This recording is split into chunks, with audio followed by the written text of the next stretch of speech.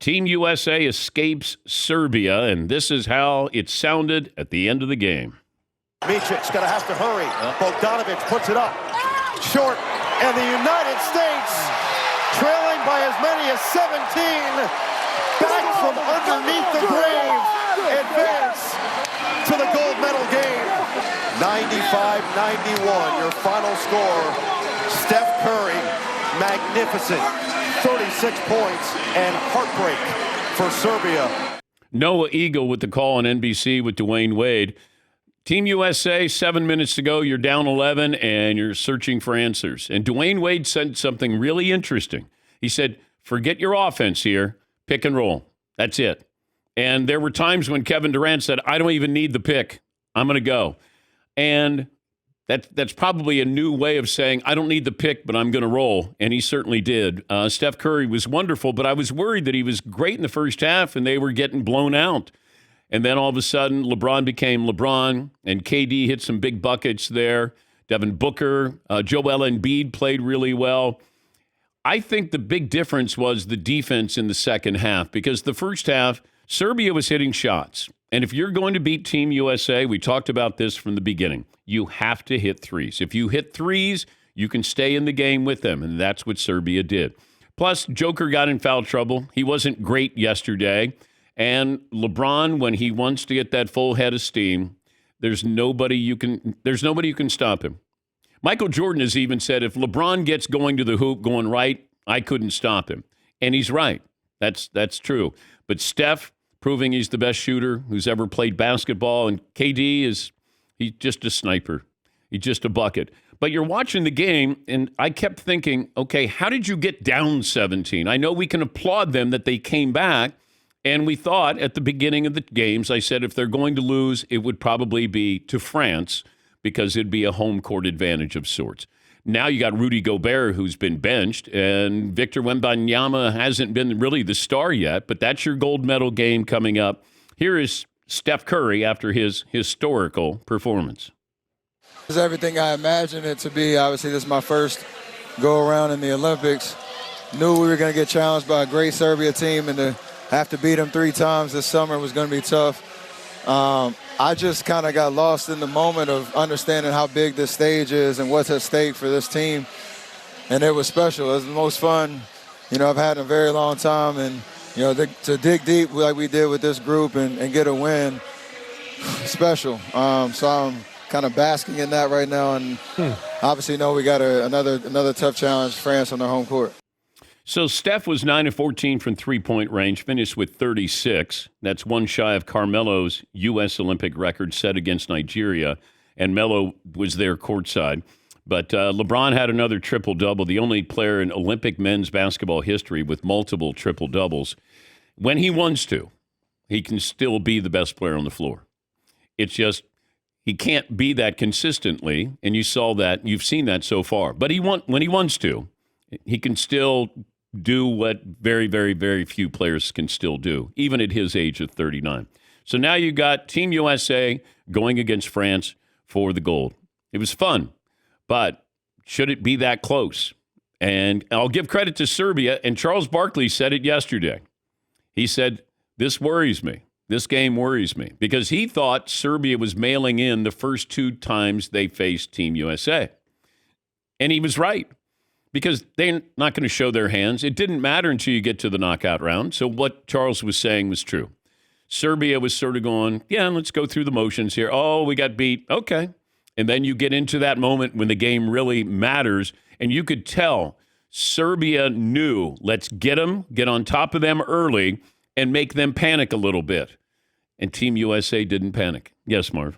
The first half was like watching the Denver Nuggets game where it's like, stop doubling him. Caldwell Pope is killing you. Why would you leave him? That's exactly what it looked like in the first. I couldn't believe they kept doubling him. Yeah. Well, you picked your poison with him. And guess who was guarding Joker down the stretch in the fourth quarter? LeBron. And Joker got in foul trouble. Once again, you get 5 fouls in international play.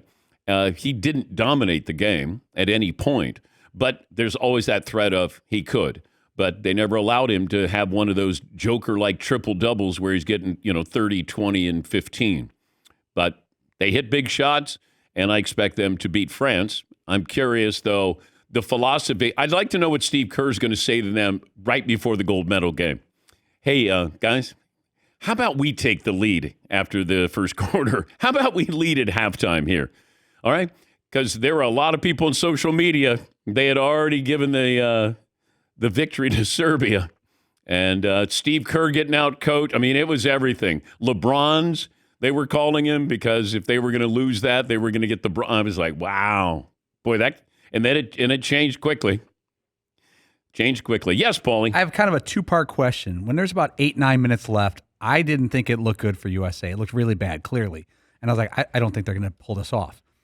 And I started thinking about who's going to get the blame tomorrow on shows like ours, and it would have been the biggest topic in our country, obviously. What level of a career undoing would have been for Steve Kerr as a basketball coach? Pretty big because, once again, he benched Jason Tatum, and oh my gosh, does he know what he's doing? And Joel Embiid, and put him on the bench. And I think it would have been Steve Kerr followed closely by LeBron James because he would have been labeled LeBron's as he was. It was at 2004 that they got the bronze medal, and he was LeBron's James. But I would say Steve Kerr because I think a lot of people were very critical of his coaching, his rotations here, and you saw that again yesterday. So 17-point comeback win over Serbia. You get LeBron at 39 years. And here's another thing. I've been around, all these sports and Olympics for such a long period of time. At one point yesterday in the fourth quarter, I just realized I've got three of the greatest players that I've ever seen on the floor together. It's LeBron, it's Steph, and KD. That's awesome. Awesome. And Steph even talked about how they're too unselfish because, hey, I got the ball. I could throw it over to KD. Or there's LeBron. It's not one of those where you go, I got to take this on my own.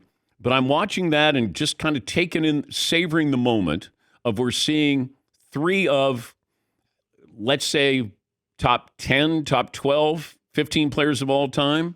Certainly with LeBron, Steph, KD, they could all be in the top 10 when they're all said and done. But when you're looking at that and it's a snapshot of the last 15 years, we've been treated to some great basketball. I mean, these are all-timers and hitting big shots. That's what you want.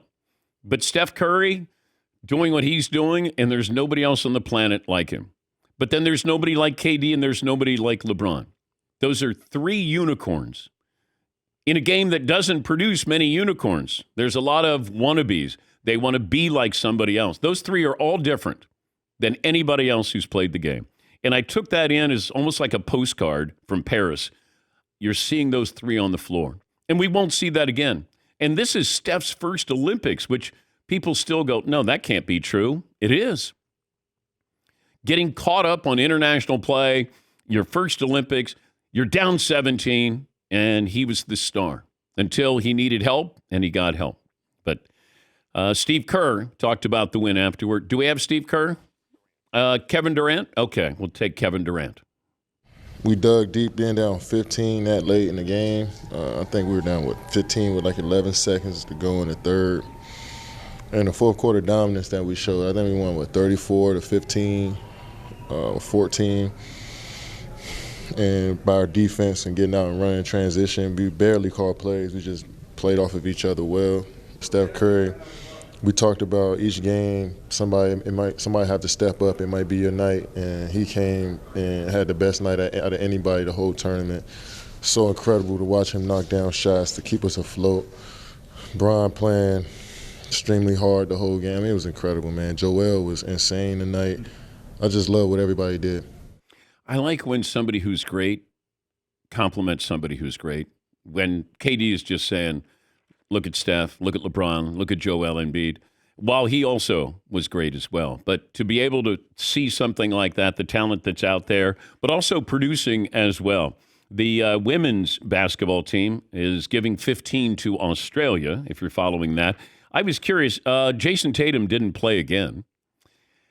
His MVP odds next season are far better than Steph Curry's, Kevin Durant's, Anthony Davis, Devin Booker, and LeBron James.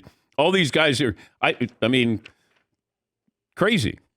But you're still looking at that rotation, and I thought, boy, if they lose, and Jason Tatum doesn't play, Steve Kerr is going to get torn up again. And it will be on LeBron as well. Yes, Marv. The over-under for Jason Tatum against the Warriors this season is 45.5. No, it's not. He's about to go off against Golden State. Yeah, but what is Jaylen Brown's over-under? 114.5. He's going. Yes, Eaton. Yeah, I feel like Steve Kerr's already getting it anyway just because the games are close. Yeah. Yeah, that's one of those where I think Steve's like, I need a gold to take back to Golden State. Be done with this. Let somebody else take over as the coach of Team USA.